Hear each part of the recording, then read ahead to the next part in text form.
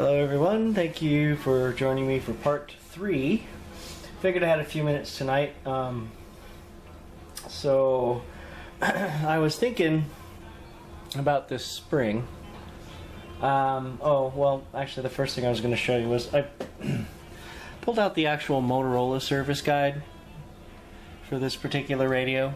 Just so you guys know, there was some mention in the comments, but according to the service manual, there were two models of this radio. One had just the clock and a clock radio, and one was a clock radio with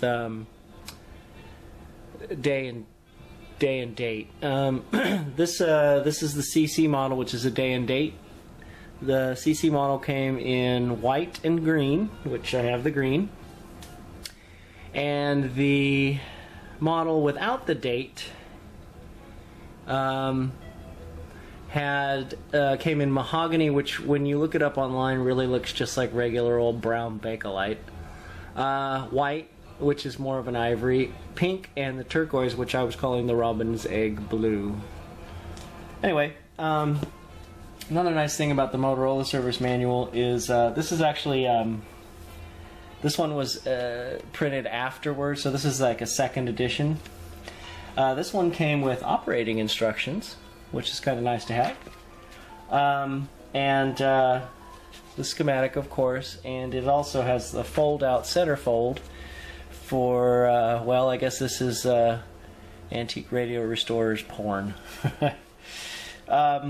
Anywho, getting back to it, one of the things I noticed when I was looking at this one is, remember I said I didn't have any reference to what those, the 1, 2, 3, 4, 5, 6, 7 on this combined unit here. Well, if you look closely at the area in the dotted line, there are numbers corresponding to them, which correspond to the numbers on the unit. So it's not, all is not lost if I decided that I needed to replace that with individual components. And just for the heck of it, I thought, well, geez, you know, I didn't see that before in the photo fact. But sure enough, as with everything else that bites you when you don't pay attention to it being in front of your face, so does this one. I have no idea why I did not see those numbers before. Anyway, so putting that aside, getting back to the spring, I hate this thing because it's a pain in the butt trying to get the tube out. Not that you necessarily, not that the 6BE6 goes out very often, but is that a 6BE6 that goes in there? Be that as it may, it was a big pain in the butt and it kind of ticked me off.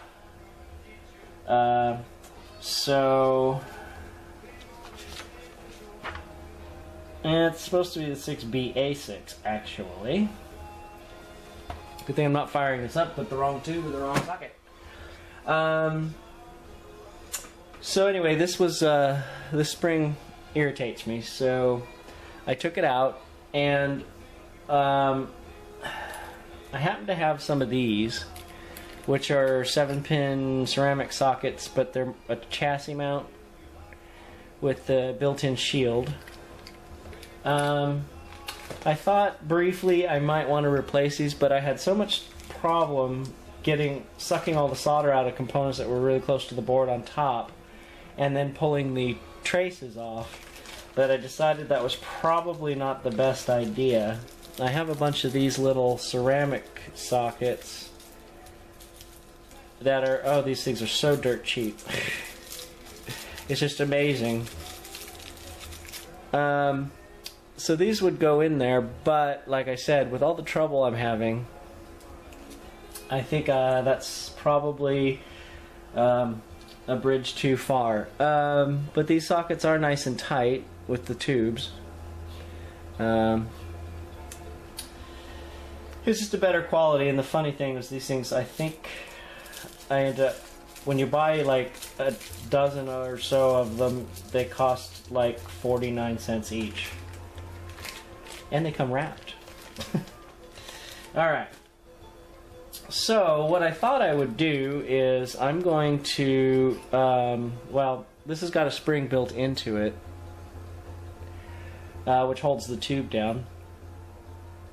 Not necessarily sure why this particular tube. I'm assuming that I guess it just needs to be shielded, but I'm wondering if with the spring tension. Anyway, I guess it doesn't matter. So basically what I'm going to do here is I'm going to pull this out. It's not put together all that sturdy. So this will fit over the existing socket. Light over here a little bit better. And nicely, there's these little dents in the side that fit into the socket sides here. Of course, now this is too bright, but anyways, it'll also fit in the notch on this one here. So I'm going to go ahead and I'm going to slide that over there, like so.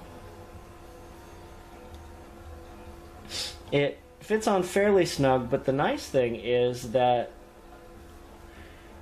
I don't know if you can see that. Let me grab the flashlight. The hole lines up with the hole. Yeah, you can see it. So the hole will line right directly over the hole for the ground, and I'm going to go ahead and solder that in there. It's going to be kind of fun soldering aluminum because solder doesn't like to stick to aluminum oxide, and aluminum oxide generally forms almost instantaneously after you've exposed the aluminum. So that could be interesting, but we'll see what happens. Anyway, make a short story long on that one. The advantage is I can put the tube in. Wasn't a great sound. Oh. Alright. I can put the tube in and I can put the shield on with the spring. Of course it's going to pop up at the moment. Once it's soldered down, I'm assuming it should stay. Either that or I could always use a dab of glue. Glad you guys got to see that, because if I didn't put it down good enough, I wouldn't have anticipated that. Anyway, so that's going to be it for tonight. So I'll come back after I've soldered that. I may do that right now. So I'll see you in the next segment of this video. Well, alright, I went ahead and soldered it in. That was a big pain. But it's there. I'm kind of...